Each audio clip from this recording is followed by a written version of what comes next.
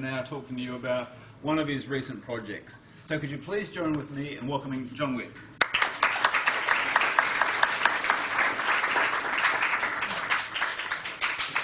Thanks very much, Colin, for those very kind words. Is my voice coming through okay on the... Can you hear me all right? Can everyone hear me okay? Thumbs up. Thanks, John. Because I can't... Sounds all right to me. Look, it's a pleasure to be here speaking to a whole bunch of young people again. It sort of lifts my spirits. I hope I can lift yours in relation to what it means to be an engineering designer. This project that I'm talking about was one that I did as an engineering consultant for Orica a few years ago, and let's get underway. It's to do with creating a prill tower. There's a rather old tower. People have been creating towers for thousands of years. This is in Jordan, this stone tower. Obviously the designers did something right. It's still standing today. I'm not sure that my prill tower will be still standing in 800 years' time, but let's see. Well, I'm describing a prill tower. Let's begin by talking about prill. What is prill? It's an explosive, essentially. Orica is Australia's largest explosives manufacturer. I think they're the largest manufacturer of explosives in the world, an Australian company. And ammonium nitrate, when it's combined with fuel oil, forms ANFO, which is the main explosive that's used in the mining industry. Prill is a special kind of ammonium nitrate. It's a little pellet where the average diameter is around about 1 millimetre, plus or minus not very much. It's a very closely controlled sized pellet, and I've described it as a frosty pellet. What do I mean by that? The surface of these little 1 millimetre diameter spheres looks like a bit like a cheesel. Do they still make cheesels these days? Yeah, it's sort of got a porous surface, very good for soaking up the hydrocarbons, the fuel oil. And it's the size and the nature of the surface finish on these pellets that is Orica's secret sauce in being able to sell ammonium nitrate at a very high profit. Well, how do you make prill? I'll say something about the diagram in a minute, but you essentially start with very high concentration ammonium nitrate solution. It's just on the verge of crystallising, and it needs to be 96% pure ammonium nitrate with a little 4% of water, and it needs to be very hot. I can't remember the exact temperature. It's something like 150 degrees. And you arrange it so that this highly concentrated solution drops or is showered in drops from a great height, and you create this shower of droplets, and they fall down against an updraft of air. And the air does two things, well, multiple things. The air slows the fall of the droplets. It cools them to a certain degree. It also carries away some of the vapour, the water vapour, as it's released from these droplets. So, in falling from the top of the unit to the bottom, the pellets solidify on the way down. So it's really a lot like a shower cubicle. It's, you've got this sort of shower rows at the top forming droplets, and except by the time they get to the bottom they're solid. And a prill tower is a very tall shower cubicle. Now what we see here is something that the average member of the public hardly ever gets to see. This is a professional designer's concept sketch of a reasonably sophisticated and well thought out, reasonably final idea for an engineering artefact. It's not my sketch, it's the original designer is a friend, colleague of Colin's and mine, Peter McGowan. Does Peter still talk to students, even though he's fully retired? Yeah, okay. Peter designed the prill tower in conceptual form, and you see here in this sketch in red the ammonium nitrates dropping down from the shower rows. It's being collected in a funnel at the bottom and carried away on a vibratory conveyor. There's air in green being introduced into plenum at the bottom and circulating up and being collected at the top and ejected. So this is a sketch dated the 11th of March 2011. It's really the designer's twinkle in his or her eye. And the public usually doesn't get to see these. Sometimes people will see engineering drawings, which are evolved from this sort of a sketch, but usually people just see the final products of an engineer's labours. Now, prill towers are not a new idea. There are prill towers all over the world, everywhere that ammonium nitrate is made by Orica and other manufacturers. They all look very tall. There's some means for humans to access the top stories. There's usually something complicated going on up here, so there are lift wells or stairways, and there's some way for the air to get in and up, and sometimes the air is also collected at the top and shunted back down again, not always. In fact, Orica does operate a non-recycling prill tower up in Newcastle, and there's a plume where the wind has carried this ammonium nitrate-laden air across the countryside, and there's this green, verdant landscape where effectively the fertiliser effect of ammonium nitrate has made the countryside rich and green for miles to the southeast. Anyway, the one we're talking about today captures the escaping air. Now, all of these prill towers in those images are constructed in situ. They're what's called stick-built, made by pouring bits of concrete or welding and bolting together bits of construction material in place. What if we could build the whole thing off-site? What if we could adopt modular construction concepts and apply them to a prill tower? There would be a number of consequences of that. It would be, and experience has proven, that it is cheaper to fabricate. It's faster to erect. Essentially, it gets put up in a day. There's substantial savings to be had to the overall project, but there are challenges that arise because this complex piece of machinery has to be transported and erected in one go. So that's the essence of the idea, to build a prill tower in a modular way. Well, Orica's new prill tower for use at their Kooragang Island site up in northern New South Wales, it's a 70 metre high, 6 metre diameter tower. Its diameter changes at various elevations, but the great body of it is 6 metres in diameter. And it was constructed in a modular fashion. It's made entirely of type 304L stainless steel. It's a low carbon stainless steel that gives good fatigue crack resistance. And that particular stainless steel is very high in chromium and nickel, 18% and 8% respectively. So a lot of resources are committed to manufacturing this piece of equipment. It's 280 tonnes. Most of that, over 200 tonnes worth, is steel, therefore iron.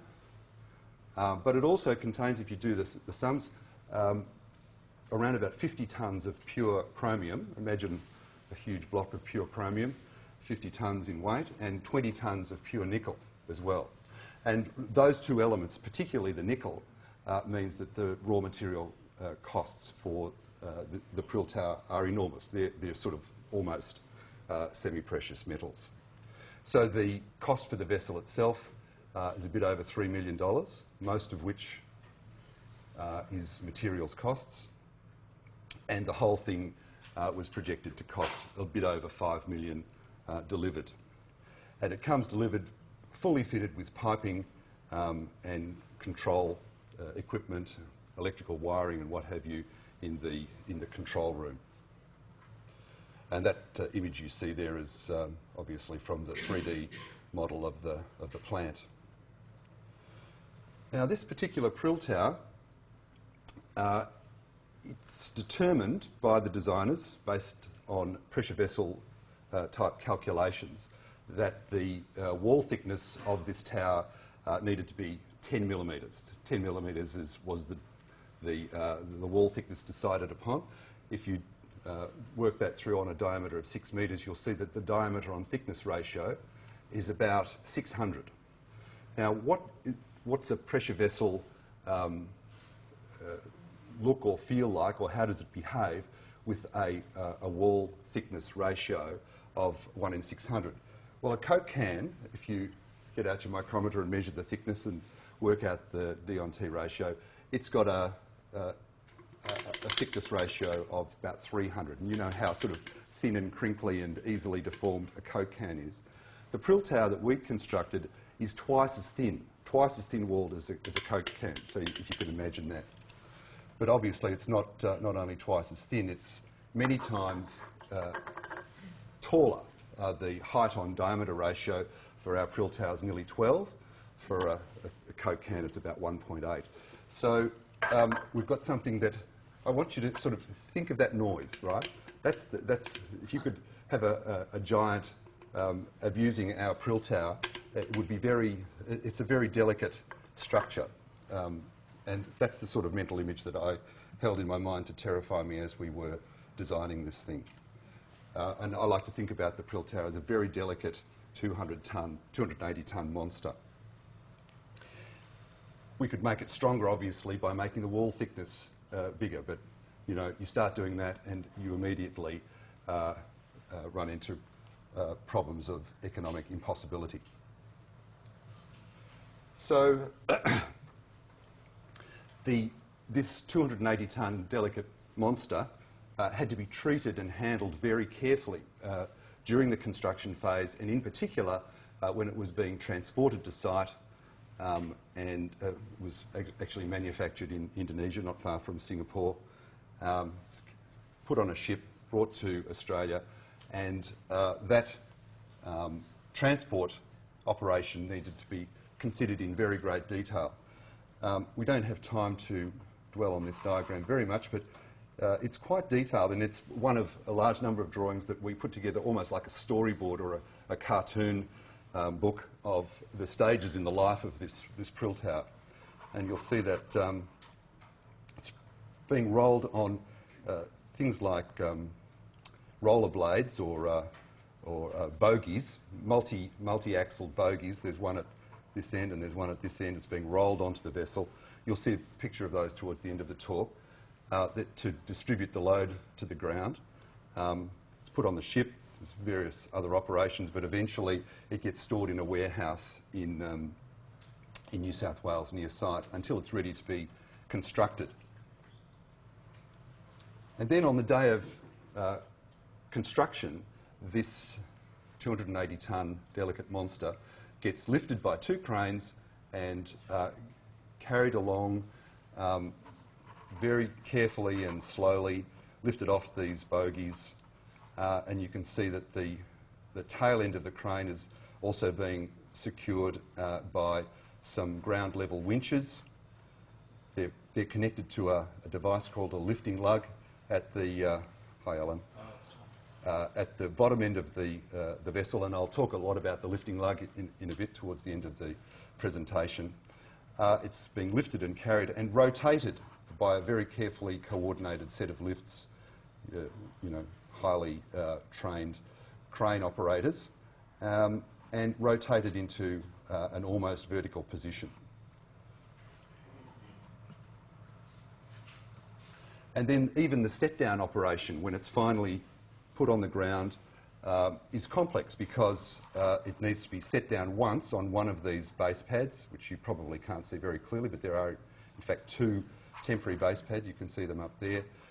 It's set down there, the lifting lug is unbolted, then it's lifted off again and just put a few metres to the left on its final resting place, whereupon the crane has done its job. So in its whole lifespan, the prill tower has one very exciting day when lots of things happen to it, and it's probably at its greatest risk of failure. So I want to talk a little bit about failure. I'm telling you something that you already know now, which is that engineers design for success. But we achieve that success by contemplating failure, and it's an unavoidable part of an engineer's makeup. Often engineers are very poorly understood by their friends and spouses and at dinner parties. You know, we're sort of regarded as people who are trained in the art of looking at a glass half full, but it's really necessary that we consider failure in all its possible manifestations in order to avoid it. And what I'll take you through now briefly is a consideration of some of the potential modes of failure of the prill tower. Critical mode of failure number 1. The wind gets too strong and the tower breaks and falls over. Now, this is not a prill tower. These are images taken from the wind turbine industry, describing what we like in technical jargon to describe as an oh shit moment in the life of a wind turbine. But very similar mode of failure could arise with regard to the wind, to the prill tower. 70 metres tall, Cyclone Debbie, was it? Could have come through at any time with the design speed for our wind, for our prill tower was in fact for the sorts of cyclones that they do. They used to get on a 50-year return period. That corresponds to 45 metres per second. I think the wind speeds, not necessarily in Newcastle, but not too far away, can easily get up to that. And designing this sort of infrastructure for changing climatic conditions is a very great challenge to structural engineers today. Anyway, critical mode of failure number 1, bending in the wind. Surprisingly, critical mode of failure number 2, or the next one we consider, is the mode of failure whereby the prill tower falls off the ship while it's being transported from Indonesia to Australia. Now, we guarded against that by designing the support saddles, which I'll talk about later in today's presentation, designing them to cope with rather extreme loading conditions. And they're inertial loads, right? The ship is rocking from side to side or pitching back and forth.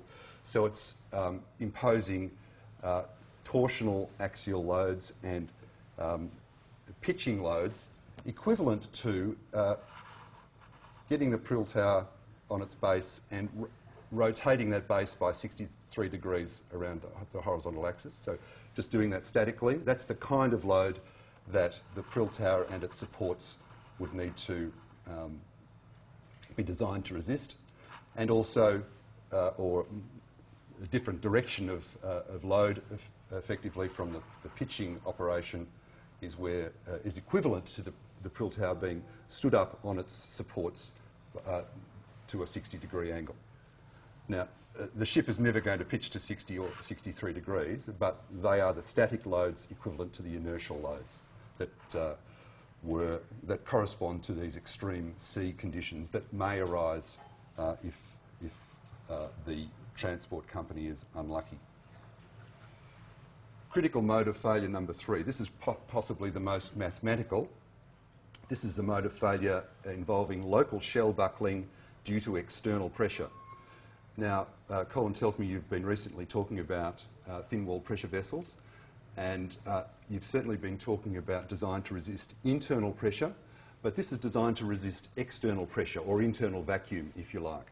And the prill tower was designed for both. It had design pressure of plus 10 kilopascals external pressure, very small external pressure, essentially 1/10 of an atmosphere, but a serious internal vacuum of minus 10 kilopascals internal vacuum.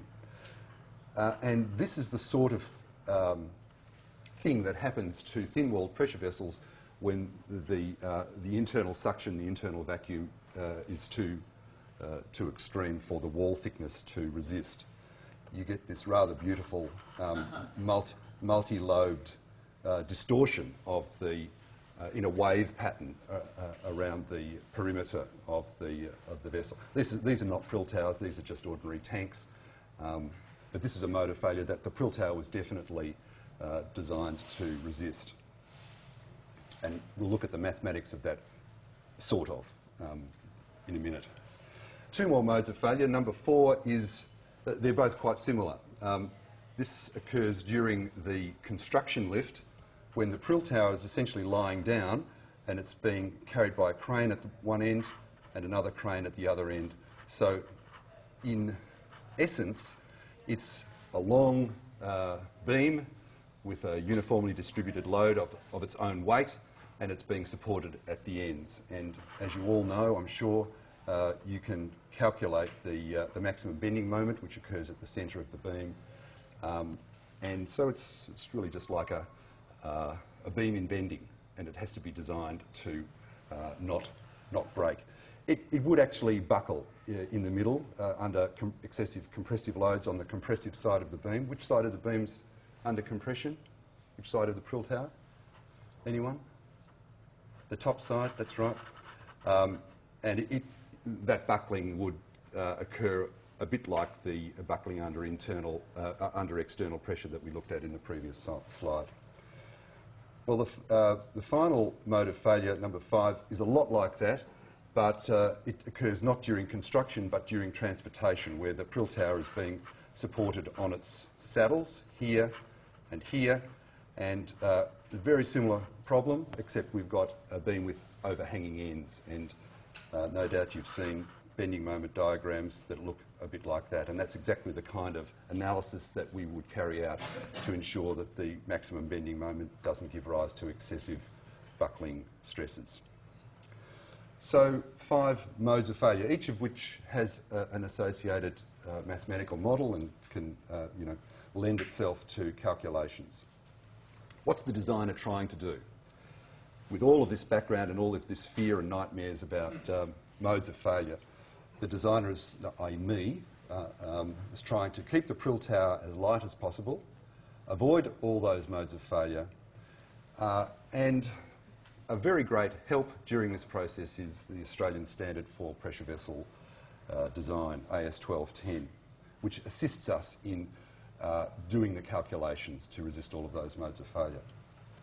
Now, it turns out, I'll sort of end the suspense by saying that the governing load case turns out to be local shell buckling under compressive loads that arise in bending when the prill tower is exposed to its sea loads, that it's sitting on its saddles, and where it's facing challenging sea conditions, so that the inertial loads are likely to give rise to the worst case stresses, bending stresses on the device. So how do we guard against that? Well, designed to resist local buckling of cylindrical shells is a well understood phenomenon in mechanics of solids. It's described by the Donald equation, which is a terrifying looking thing. It's an 8th order differential equation in deflection, and it's got these factors, the capital Nx, xy and ny, that relate to the loads, whether they're pressure loads or self-weight loads on the vessel. And that's very reassuring to know, but it's a great relief to know that we don't need to solve that equation. It's already been done, and the solutions are embedded in the Australian Standard 1210, AS 1210, and workable procedures are available in that document to enable us to design the vessel to resist this compressive buckling mode of failure. Those procedures cover both the situations of external pressure and shell bending, both separately and combined, and they include shells which are not just simple shells, but shells which have or potentially have stiffening rings added to them, and we needed to incorporate stiffening rings in the shell of the prill tower. So really, AS 1210 is terrific. It covered all of the situations that we were concerned about, and it was applied, and we checked that critical mode of failure was going to be safely guarded against. In fact, several iterations were required. We needed to make some changes, which I'll probably not have time to describe, but it was an iterative design process where you take, you run the calculations, and if sufficient assurance is not present, then you make changes. No one was proposing that we change the thickness of the prill tower. Huge economic cost involved in that, but we could change the locations or the number of stiffening rings and the type of saddles that were being used. I want to say something now. I'm going to move on to a number of smaller topics associated with the prill tower, but I want to say something about the design tools that we used. I don't want to give the impression that the design of the prill tower was an incredibly arduous, sophisticated mathematical or computational challenge. It wasn't. The initial concept design was done with a pocket calculator, and the initial design was the detailed design was done entirely with spreadsheets, essentially with Microsoft Excel. Initially, no FEA finite element analysis was performed at all. There was FEA done as a back check when the detailed design was essentially complete. So the finite element analysis, very powerful and useful tool, but it wasn't used in any other sense than a back check, if you like. It was used by the design verification team, and it did give rise to some adjustments, as I said before, in the location of some stiffening rings. And believe it or not, the main design was accomplished entirely with the use of two-dimensional drawings, flat drawings. There was a bit of 3D modelling done for a few features at the end, but the vessel was designed in 2D. So I'm sorry to burst your bubble if you really love 3D modelling. It's a terrific tool and useful for the right sort of application, but wasn't needed in the case of the prill tower. I want to say something now about three, I think, little subtopics, very detailed, nitty-gritty design issues that arose during the finessing of the prill tower's design. And the first one relates to the design of that tailing frame. I think I called it a lifting lug before. Here's my little sketch of the prill tower halfway through its lift. And bolted to the bottom of the prill tower is a lug, a bit of metal that the crane hook can connect to, and that connects the crane to the prill tower. It's a sort of temporary lifting device. Initially it was thought maybe we'll just use a piece of flat steel there, and a plate that's roughly 7 metres long and a 50 millimetres thick, so about that thick, big thick steel plate was conceived. Not only did it weigh 7 tonnes, this single flat steel plate, but it failed anyway. It would have bent on the way up when the prill tower was halfway through its rotation. So that was a hopeless first guess. Here's a design that would have worked, and it was less than half of that weight, 3.4 tonnes. But we found through the FEA process that by connecting a tailing lug, the tailing frame, to the prill tower of this kind, it gave rise to hazardous and potentially fatal stresses, bending stresses in the rim of the bottom of the prill tower. So it was a bit too hard on the prill tower. The sort of analysis that we did, you guys could, and I would expect, should be able to do the sort of analysis that was implied in these. It's just a statics analysis of the prill tower and the loads taken by the two crane cables at various stages during the lift. And these graphs are the horizontal axis is the degrees of rotation as it rotates from horizontal to vertical. And the crane loads vary in this sort of way. The top header load goes from about half up to the full weight of the crane, and the tailing lug, as it rotates, takes less and less and less of the load. And you can convert that into equivalent bending stresses on this beam as it's got these lateral forces on it. So there comes a point where the bending in the prill tower is at its worst. So you design for that, that moment. Well, as I said, the simple tailing frame gave rise to unacceptable stresses in the prill tower. We moved to this kind of an arrangement. And it's a little bit misleading. In fact, this triangular frame is bolted just here and here. There's no connection between the tailing frame and the prill tower at all up at the top end. It's really just held on the sides. And as opposed to that rectangular shaped tailing frame which would have bolted at the bottom and the top. Now, can anyone imagine why it is that this is a better way of lifting the back end of the prill tower than this? It's sort of, this is an obvious way to do it. You just grab it by the top and the bottom and you lift it up like that. This method essentially grabs it by the sides. It's a little bit subtle, but essentially that region of the prill tower, when the prill tower is lying horizontally, in that region you've got the shell oriented vertically, so it's able to withstand very large shear forces, which the top and the bottom part of the perimeter are not able to withstand. So the shell essentially in this configuration would sag, as I've suggested, with this red dotted line here, whereas here it's very capable of taking vertical lifting loads because it's quite strong in shear in those regions of the shell. So, and not only was it a better distribution of forces for the prill tower, but it ended up with an even lighter result. I can't remember what the final weight was, but we were very keen to save weight. As I said right at the outset, the prill tower itself weighs 280 tonnes.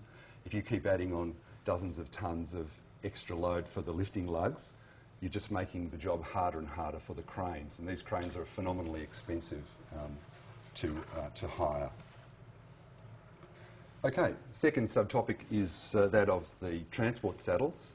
I said that the worst case critical failure mode for the prill tower was when it's sitting on its saddles and you're facing rough seas. So we did an analysis of if you use what I've called orthodox saddles here, you just essentially have a U-shaped trough and you sit the prill tower in there and you essentially gravity's holding it in place. That gives rise to quite extreme stresses in the region of the tip called the horn of the saddle. That would have caused the shell of the prill tower to yield. Unacceptable. So a number of other alternatives were considered. What does the designer do when faced with a non-workable design? You generate some other ideas, and there were quite a few other ideas, but two of the most promising of them were to use a full ring saddle, not just have a lower U-shaped trough, but encase the prill saddle in a sort of big protective ring with a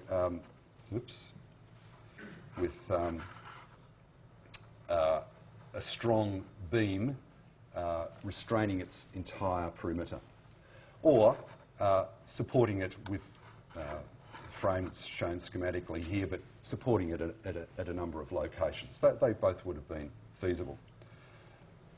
But the one we went for eventually was the full ring saddle. There you can see the top ring. I can't read those dimensions, but that ring is like an I-beam that's probably a couple of 100 millimetres in height, surrounding the top half of the vessel perimeter.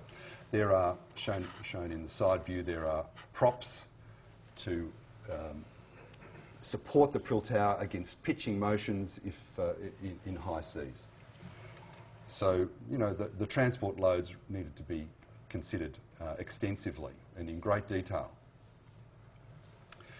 The third subtopic I want to mention briefly involves design for the human operator. Now, I mentioned at the outset that the prill tower has a little workroom at the top. It's called the head house, and it accommodates 2 workers more or less once a day for a short period of maybe half an hour or so. It's a place where humans have to work. And there's a lot of equipment up there as well. It's a very compact space. There's lots of piping and equipment and machinery and pumps and things. It's a very spatially challenging region. So because of the 3-dimensionality of the design challenge, we actually found that 3D modelling was a very worthwhile activity.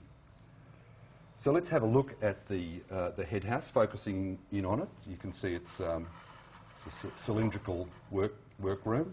Maybe at the top here you can see the top lifting beam that was incorporated in the roof of the head house. That's the thing that the crane essentially bolts onto during construction, but that becomes part of the prill tower for its entire life. But the head house, a bit hard to see what's going on here. There's a spiral staircase. There's also a lift, but there's 2 means of access, and there's a little platform and some doors. Take away the shell from the outside, you can see all the machinery and pipes inside. There's the top floor, some more stuff. Now, these workers in the head house, they're really focused on doing a necessary maintenance operation. They're changing over the prill head once a day. What's the prill head? Where is it? It's right there. It's sort of...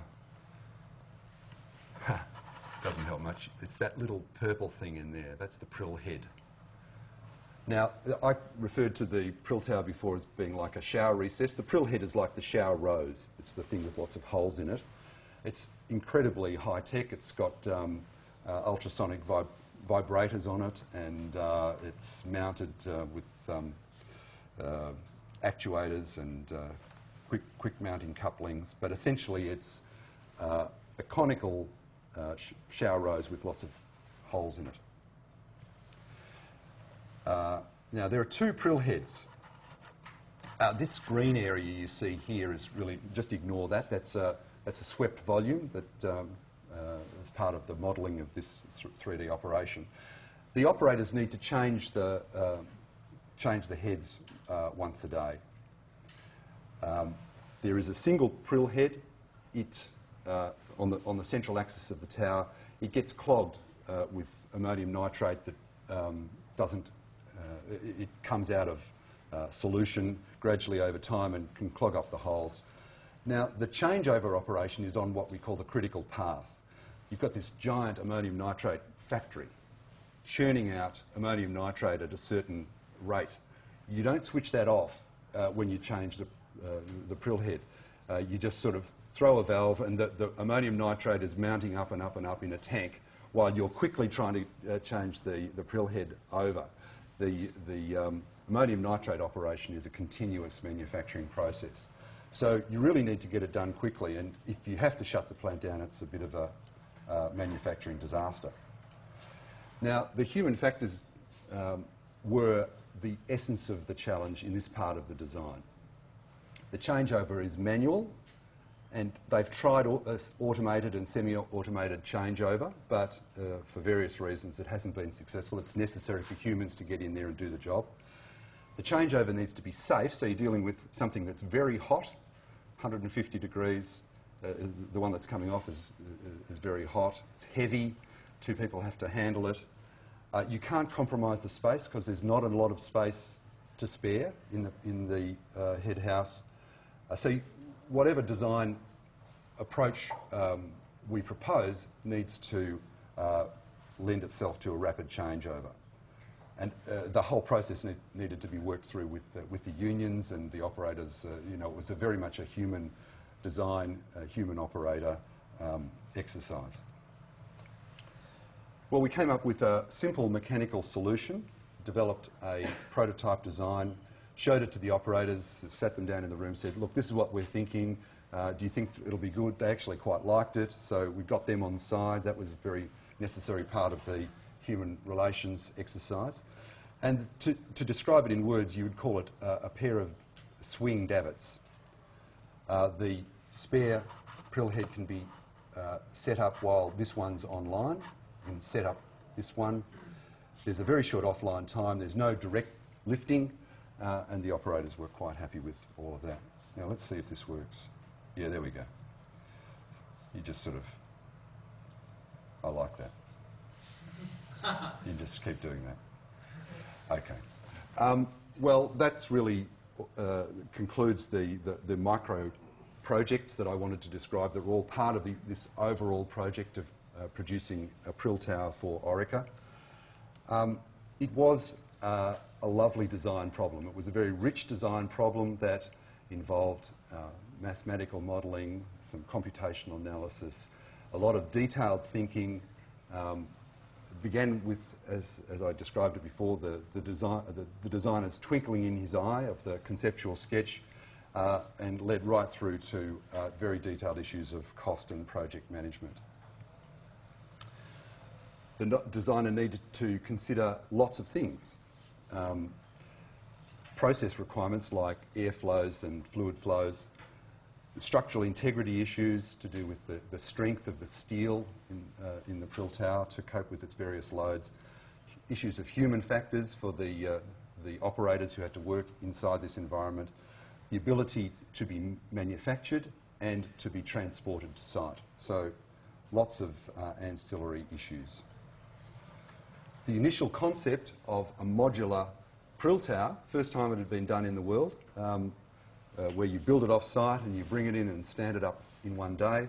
That's a bold concept, and it was achievable but required meticulous attention to detail. This is a picture. Does anyone know what this is a picture of here? Famous tower? Tower of Babel? Maybe that's a story you're not aware of, but anyway. You don't want to get too proud when you're designing a tower because, you know, pride goeth before a fall. Here's some pictures of the final product. This is called the loadout day. It's being transported from the factory in Batam Island, Indonesia, where it's being made. It's wrapped up like a Christmas present. I think, I don't know how effective that was, but I think that was to protect it from the salty air during the marine transport environment. I mean, it's stainless steel, but stainless doesn't really like salty air, so they were trying to keep it shiny and pristine.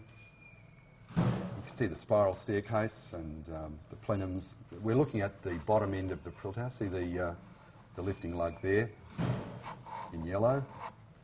Saddles also in yellow. And these multi-axle bogies. There's a fellow standing beside one of the wheels, but this end has got 1, 2, 3, 4, 5, 6, 7, 8, 9, 10 axles to distribute the load, and the other end it's got the same sort of arrangement. Another view of the same thing. You know, at this point, having considered and had dreams about all the possible failures, we're now starting to suspect that we're dealing with a successful result. Onto the barge. And I'm open to questions. I think we've got 5 or so minutes for questions. Thanks for your silent attention. I hope you won't be too silent now. Thanks, John.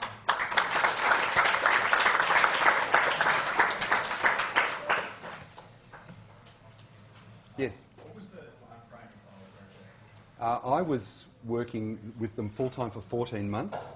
The project had... no metal had been cut by that stage. The conceptual design was done, and actually the initial vessel designs were done by the time I'd started.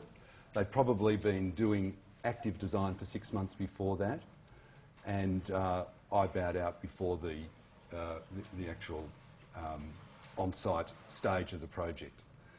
So probably would have gone for over 2 years all up. Yeah, close to. The prill tower is what's known as a long lead time item in a project. A project like this, I think the overall project might, for the factory expansion, it was all driven obviously by the mining boom in Australia. The project was of the order of $150 million. So the prill tower was one of the long lead time items in that. So it was designed and ordered very early on in the process. Yep. Do you know how long they operate for? The concept of design life for something like, it's essentially a static structure. So it's designed to, it could operate for 30 years, 40 years. They've got prill towers up at Kooragang Island that weren't constructed with this method, but they've been operating for that period of time. But really, you could continue the life of this object for much longer than that. There's a bit of equipment inside it, operating equipment, vibratory conveying equipment and pumps and things that would probably be replaced several times during that period. Look, the economic life of a project like this is quite an interesting issue because they were madly expanding Australia's capability to manufacture explosives at that stage and reached a peak, and then all of those jobs, the project that I was working on came to an end, and the construction phase of the mining boom came to an end, and now it's sort of operating at a more or less steady state for potentially as long as China wants to keep buying explosives from Australia, or wanting to buy our iron ore and coal. That's what these explosives are being used for. So the technical life of this, quite a long time, longer probably than the economic life of the ammonium nitrate plant. In hindsight, is there any major changes or anything that you would do to the design or the manufacturing process? Or? That's a good question. Look, I didn't talk about the spiral staircase. That became a major, it's such a sort of trivial issue really, but it was only designed in concept at the quoting stage, and it became a major item of dispute between the client and the manufacturer because to do it properly took more than the manufacturer thought it would in terms of time and stainless steel. So we really should have taken the design just that little bit further in terms of detail before going out for quotes.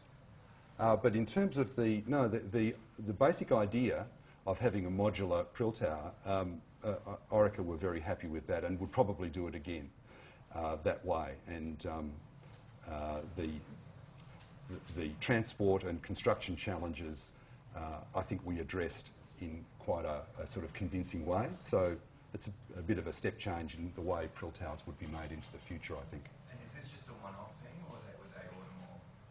This prill tower could be... Look, ammonium nitrate plants around the world are pretty standard.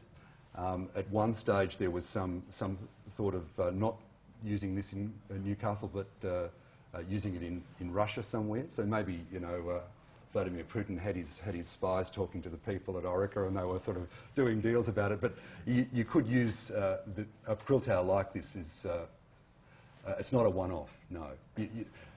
Having bedded down the design in such detail, they would reuse that again and again. Yeah. If prill towers aren't a new thing and it's not one, how come they're designed? Could you please read? I think the question was, if prill towers are not a new thing, how come the new design? Look, it's part of the folklore of the way you go about designing standardised pieces of equipment, standardised technologies like ammonium nitrate. People, the first time they did it, thought, well, look, the prill tower is just sort of standing there. Let's build it like a piece of the civil engineering, and that just becomes embedded in the way people think about it. I think it's an example of engineering innovation, that someone looks at the old way of doing things and thinks, oh, actually, we could actually... It's just an idea, really, that we could do it better by doing it in a modular fashion. The modularisation of chemical processing plant it's been a bit of a revolution over the last 30 years. So people have been increasingly building plants in a modular fashion. It's amazing, really, if they will build a whole thing that looks like a story structure, factory structure with floors and columns. And they'll put it on a big base, put all the vessels and the pipes on it, weld it up. The whole thing is built as essentially a barge to float on the sea, and they'll just take it to site and roll it off. And that would, people would have thought you were crazy if you'd proposed that 50 years ago. But gradually, this idea of building things off-site in a factory situation has become more and more accepted. I guess it just has now extended to, let's do it to something as big as a Prill Tower. Is there one more burning question from everyone?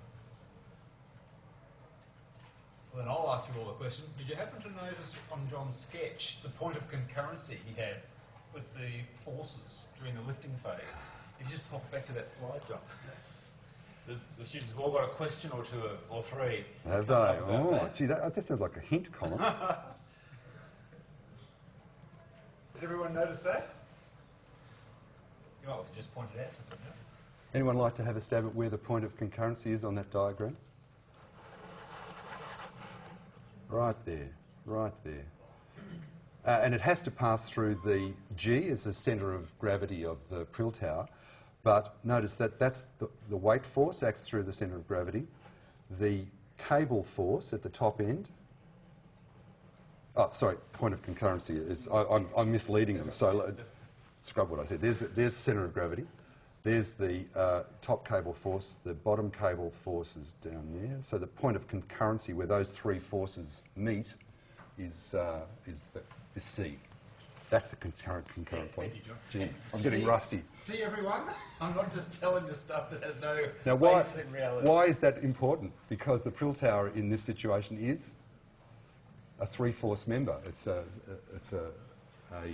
object that's being supported and has three forces acting on it. Only three.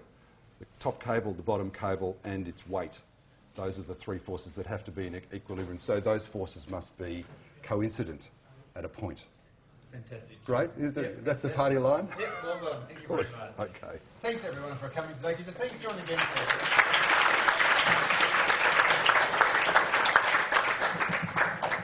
And don't forget, you've got another design drop-in session right now, and I'll see you on Friday. Well done, John. Thanks, Paul. Gee, I nearly misled them with the... I thought if you picked down and I thought you were going somewhere with it. Thank you. Nuke you out.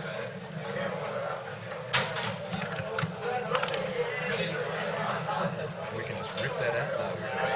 Unmount it.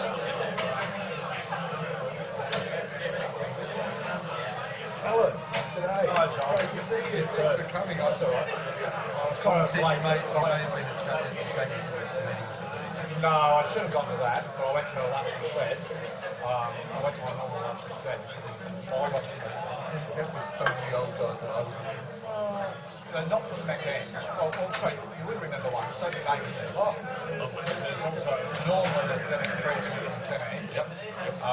And me and Copley from Kenny. Oh, from the Lake Edge. Ian was there. Dennis wasn't. But there were others there who had nothing to do with it.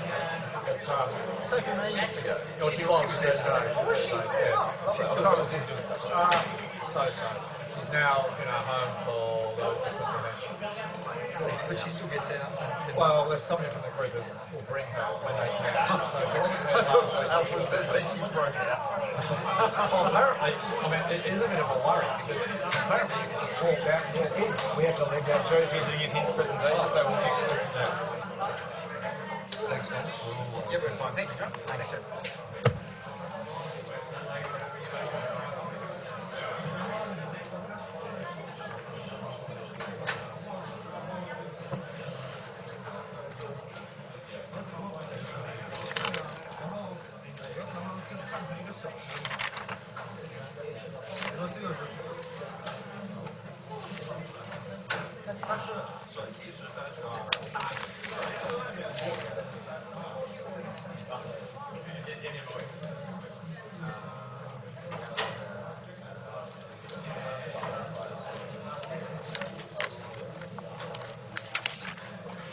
Joe. Hi, what's up? Just wondering when the Excel spreadsheet will be up for the lab report things. in the Excel spreadsheet? Yeah, there was an Excel on the lab. I'll ask Spencer. Yeah. Did you see the note that it's not? No, I'll ask him to make sure it's out and put it on LMS. I guess. Okay. Yeah. Sweet. And you saw the announcement that it's not due, and we got a lot of time. Yeah, but.